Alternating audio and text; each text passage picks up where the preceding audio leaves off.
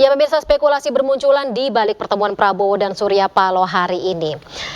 Kita lihat atau ada spekulasi bermunculan saat ini di tengah masyarakat menanyakan apakah ini bentuk pengkhianatan atau bagian dari strategi untuk menggembosi rencana hak angket atau murni rekonsiliasi atau silaturahmi mungkin jelang Lebaran 2024. Saat ini kami sudah bersama dengan politisi PKS Ismail Bahtiar dan juga pengamat politik atau pakar komunikasi politik Henry Satrio. Saya sapa terlebih dahulu Bang Ismail, Bang Hensat, selamat sore.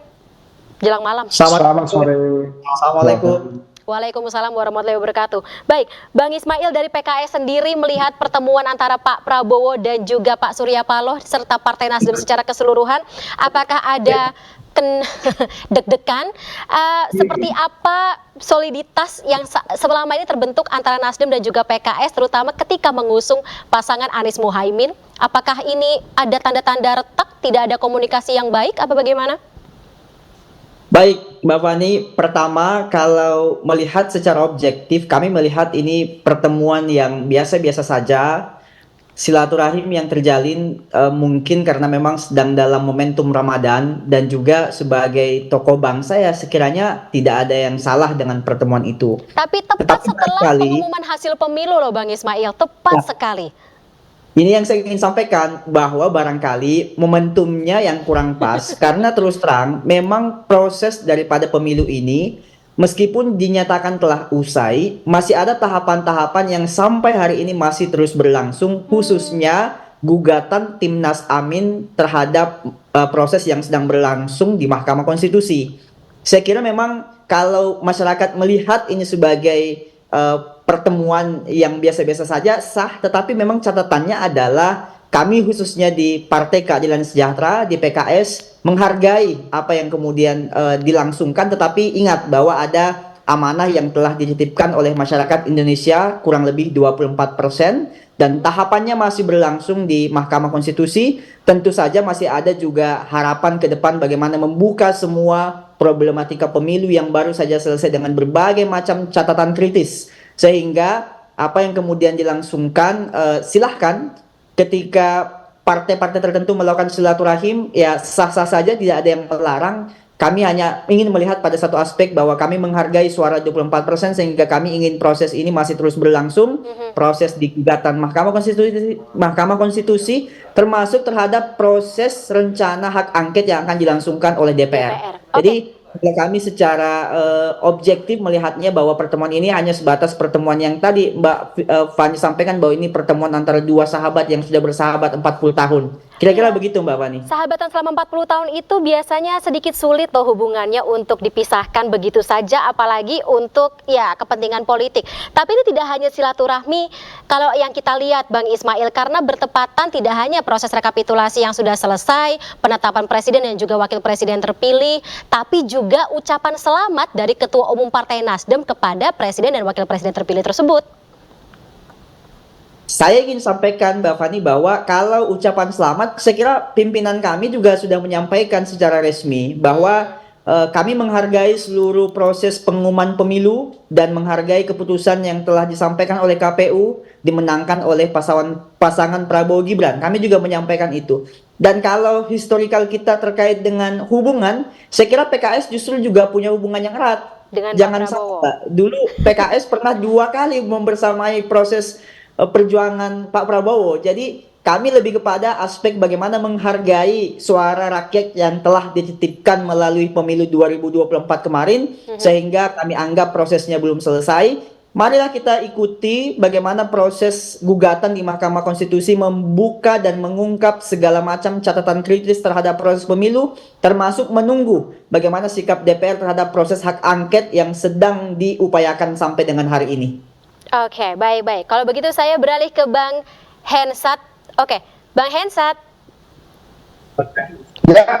Yang Abang lihat dari dinamika yang terjadi dalam 2 hari belakangan ini seperti apa? Kalau misalnya kita lihat tampaknya bagaimana suasana kebatinan antara Ketum Partai Nasdem sekaligus Ketum Partai Gerindra dan juga ya kebetulan Presiden terpilih saat ini tampaknya cukup hangat tadi. Apakah ini tidak menimbulkan insinuasi tertentu terutama dari para pemilih baik untuk Anies Muhaimin kemarin di 2024 maupun pemilih Prabowo Gibran? Ya, terima kasih. Tapi inti awalnya, kalau kita kembali lagi ke belakang, sebetulnya misteri tentang Pak Surya Paloh ini kan dimulai dengan pertemuan antara Surya Paloh dan Joko Widodo, Presiden Jokowi yang mendadak sekali Ya, usai pencoblosan ya, seingat kita itu. Dan kemudian memang ditutup rapat apa isi dari pertemuan antara Pak Prabowo, Pak Surya Paloh dan dengan Pak Pak Jokowi Jokowi. waktu itu. Bahkan saya juga sempat bertanya-tanya kenapa kemudian ada pertemuan itu. Pak Jokowi setelah selesai pertemuan mengatakan bahwa dia menjadi jembatan dari Pak Prabowo gitu ya. Nah pertanyaannya adalah apakah benar Pak Prabowo meminta jembatan gitu, Pak Jokowi menjadi jembatan. Kemudian yang kedua, kalau memang itu tentang koalisi, maka harusnya Pak Surya Paloh bertemu dengan Pak Prabowo, bukan dengan Pak Jokowi Jokowi. terlebih dahulu. Nah, jadi menurut saya catatan yang pertama adalah ini adalah kelanjutan dari pertemuan antara Pak Prabowo dengan Pak Jokowi, Hmm, antara Pak Surya Paloh dengan Pak Jokowi, kemudian dilanjutkan hari ini, dan sangat mungkin pertemuan hari ini instruksi dari Pak isinya Jokowi. adalah tentang dua hal penting. Oke, apa saja? Halo Mbak, Iya ya, Bang Esat apa saja itu? jadi yang pertama adalah tentang koalisi besar, sebuah ide yang dilontarkan oleh Pak Jokowi yang dikemukakan oleh Jeffrey Giovanni waktu itu, PSI.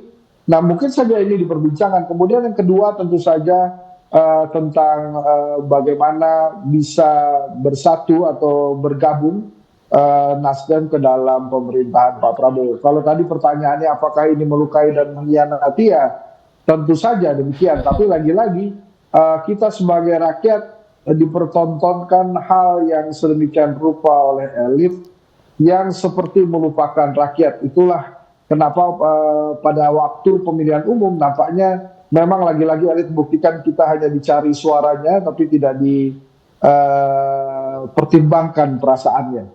Jadi hari ini saya menilainya demikian. Dan tentu saja seharusnya setelah ini Anies Baswedan berkomentar ya. Anies Baswedan harus menyampaikan apa isi hati dan pikirannya melihat pertemuan antara Nasdem dan Gerindra atau antara Surya Paloh dengan Pak Prabowo. Mbak Feni, saya ingin menyampaikan bahwa sebetulnya gerakan perubahan itu mati secara elektoral sejak ada pertemuan dan kesepakatan antara Surya Paloh dan Muhaimin Iskandar, antara Nasdem dan PKB yang menyatakan bahwa Muhaimin Iskandar adalah wakil dari Anies Baswedan. Sebelumnya mereka punya piagam kesepakatannya bahwa ada koalisi antara Nasdem, PKS dan Demokrat. Tapi pada saat memutuskan wakil Anies Baswedan adalah Muhaimin Iskandar, PKS dan Demokrat dilupakan. Sejak saat itulah menurut saya sebuah skenario yang terjadi mungkin oleh Pak Jokowi, skenario menggagalkan oposisi untuk ikut serta dalam Pilpres. Jadi PKS waktu itu sebetulnya tidak lagi penting dan signifikan dalam koalisi Nasdem dan PKB karena suaranya sudah terpenuhi untuk presidensial threshold. Demikian pula dengan Demokrat dan Kim. Jadi kalau kemudian hal ini hari ini terjadi, ada pertemuan antara Surya Paloh dan Pak Prabowo, saya walaupun enggan menyampaikan, tapi ini adalah sebuah hal yang tentu saja tidak diharapkan oleh pemilih Anies Baswedan, walaupun halo Mbak. Iya, Bang Hensat saya masih di sini. Silakan. Walaupun ya memang secara de facto Prabowo sudah menjadi presiden, kemarin rekapitulasi dibuat, ya secara de facto dialah pemenang Pilpres gitu ya, tapi memang saya tidak menyangka secepat ini kemudian manuver yang dilakukan oleh Surya Paloh dan Nasdem. Tapi ini mungkin adalah sebuah manuver politik tingkat tinggi yang akhirnya memang membuat Prabowo independen dan tidak tergantung lagi kepada Jokowi gitu ya. So artinya kalau kemudian Surya Paloh bertemu dengan Prabowo, maka koalisi Prabowo yang mungkin tanpa Jokowi itu benar-benar terbentuk hari ini. Kira-kira gitu, Bang. Oke, menarik.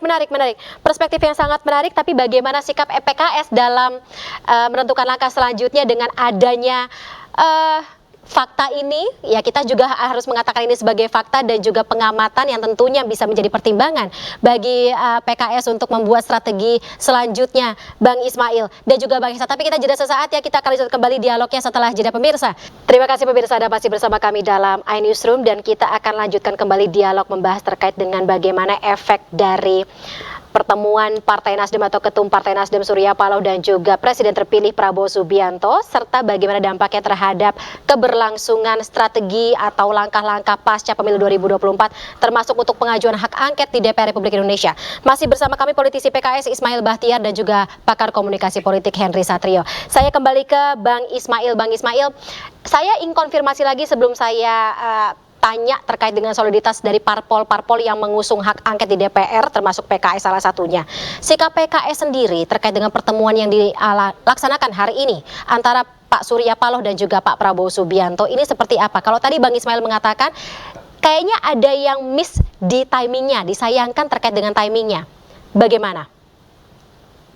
Pertama, tentu saja kami menghargai pertemuan itu, Mbak. Dan pertemuan itu sekali lagi pertemuan yang silahkan karena memang ada yang catatan saya histori mereka 40 tahun bersahabat. Tetapi sekali lagi bahwa kami tentu saja di internal koalisi sampai hari ini masih terus memperjuangkan Hak angket. rakyat amanah mandat yang telah dititipkan di Pak Anies, pasangan Anies Muhaimin di 14 Februari kemarin, sehingga memang waktunya seharusnya kalau menurut kami pertemuan ini ingin dilakukan ya harusnya menunggu dulu sampai betul-betul seluruh proses clear, seluruh proses selesai.